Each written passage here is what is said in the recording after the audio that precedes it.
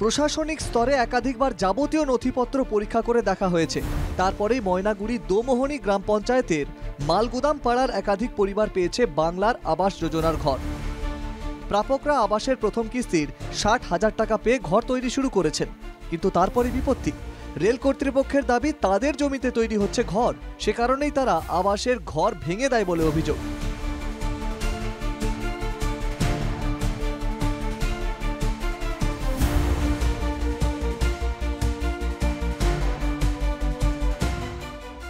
ঘর ভেঙে দেওয়ায় কার্যত রাস্তায় এসে দাঁড়িয়েছেন বেশ কিছু মানুষ।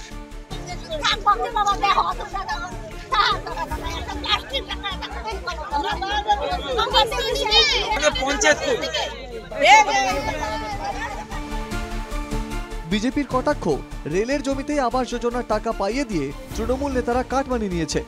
তো মানুষগুলো আবার পথে চলে এলো, তাহলে তৃণমূল পয়সা নিয়ে মানুষগুলোকে আরো বিপদে ফেলে দিল। কারণ এই মানুষগুলো যাদের বাড়ি ভাঙা হলো, যাদের বাড়ি ভাঙতে হবে, তারা পুনরায় কি আর আবাসের টাকা পাবে? এটা কিন্তু তারা বুঝছে না। শুধু নিজেদের পকেট তাদের ভর্তি হচ্ছে, আবার কোনো দুর্নীতি করে তাদের আবাস নাম করে আবার তাদের থেকে টাকা নেয়।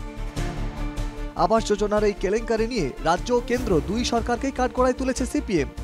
ভাঙছে, কি ভাঙছে? ঘর ভাঙছে, কার সম্পদ? জাতীয় সম্পদ ভাঙছে। তার বিরুদ্ধে স্টেপ নেওয়া উচিত রেল দপ্তর এক।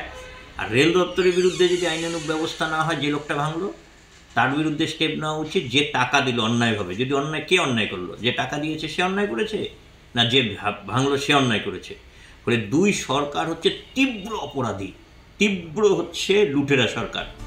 রেলের কিছুটা মানবিক হওয়া উচিত ছিল, বলছেন জলপাইগুড়ি জেলা পরিষদের সভাধিপতি তথা শাসক দলের নেত্রী। মানবিক দিক থেকে তাদের দেখা উচিত। এখানে কী কারণে ভেঙে দিচ্ছে বুঝতে পারছি না। এটা আরেকবার ভালো করে তদন্ত করে দেখতে হবে যে তাদের সত্যিকারে শুধু রেলের জায়গাটুকুই আছে নাকি আরও অন্য কোনো জায়গা তাদের আছে। এটা আমার তদন্ত করে দেখে তারপরে আমি বলবো।